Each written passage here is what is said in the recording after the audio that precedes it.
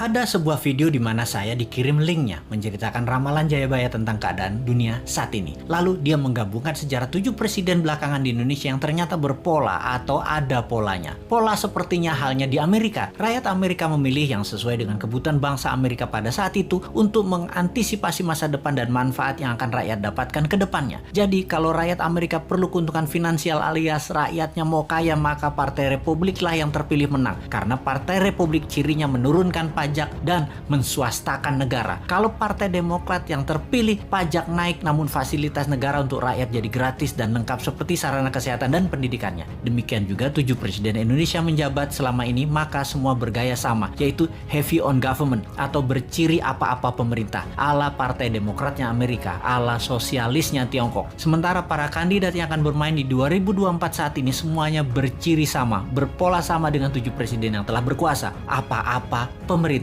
Hanya Bosman Sontoloyo yang punya konsep heavy on swasta atau menswastakan kegiatan membangun ekonomi terbesarnya dan menurunkan pajak konsepnya seperti Partai Republiknya Amerika. Untuk hal ini memang kembali ke masyarakat karena konsep menswastakan pemerintah belum pernah terjadi sebelumnya, atau mengikuti swasta terutama UKM dalam porsi besar lebih dari 80% ekonomi belum pernah terjadi sebelumnya dalam 7 pemerintahan yang telah berjalan. Selama ini memang tenaga kerja 96% diserap UKM, namun ekonomi UKM hanya 40% saja dari porsi ekonomi nasional. Sisanya adalah anggaran pemerintah dan oligarki. Sudah 7 presiden polanya ya seperti ini. Belum pernah UKM naik kekuatannya menjadi menguasai ekonomi ke 80% atau naik 100% dari sekarang, atau 2 kali lipat kekuatan ekonomi saat ini yang bisa membuat GDP per kapita naik dari $4.000 menjadi $8.000 dalam sekejap. Sungguh, kalau mau UKM menang, juga pajak turun. Ya tidak pakai siapapun yang mencalonkan di 2024 yang saat ini ada di etalase calon presiden. Tapi entah bagaimana,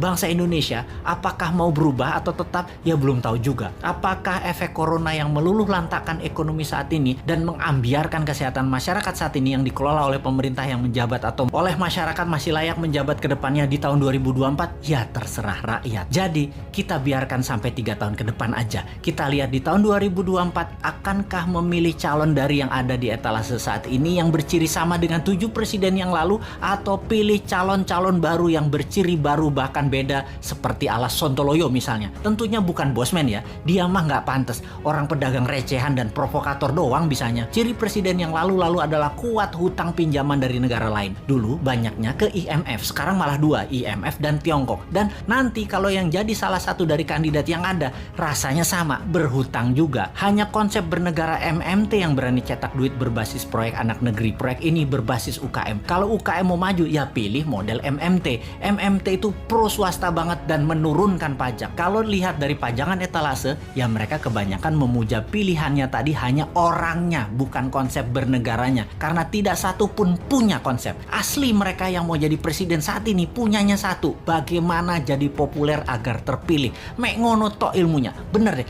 bagaimana supaya Anda memilih mereka? Citra aja dibenerin, bukan konsep yang mereka jual. Kalau Bosman, citranya kan kampungan, provokator, komentarnya norak, kulitnya hitam. Jadi karena karakternya nggak bisa dijual, maka dia jual konsep. Itu pun norak. Mainstream ya tetap maunya ngutang asing. Yang anti hutang asing kecil banget, yang mendukung UKM malah nggak ada. Akhirnya UKM-nya senang ngutang juga kalau cari duit. Kapan berubahnya bangsa ini? Begitu kuat doktrin minjem itu di kepala semua pejabat sampai UKM-nya pun tidak ada alternatif lain. Kembali ke video yang linknya saya dapat dan saya nonton, ternyata Satrio Piningit atau kesatria yang dipingit itu keluar ketika ada goro-goro atau malapetaka dahsyat menghancurkan negara dan dunia. Saat ini virus corona dianggap goro-goro. Lalu ketika goro-goro terjadi, ada kesatria yang suaranya saja muncul, wajahnya dan penampilannya dipingit tidak muncul, yaitu Bosman. Jadi kesatria yang dipingit tadi adalah kesatria yang terus-menerus memberikan arahan, solusi, dan sosoknya dipingit, diumpetin, yang penting pesannya tercapai. Lalu pola kepemimpinan nasional yang lengkap menjabat. Pak Karno itu Majapahit atau Jawa Timuran, Pak Harto itu Jawa Tengah atau Mataraman, Pak SBY itu Majapahit, Pak Jokowi itu Mataraman, dan Bosman itu Jawa Timuran Majapahit. Begitu pola penggantinya seharusnya. Abis Mataram ya Majapahit. Dan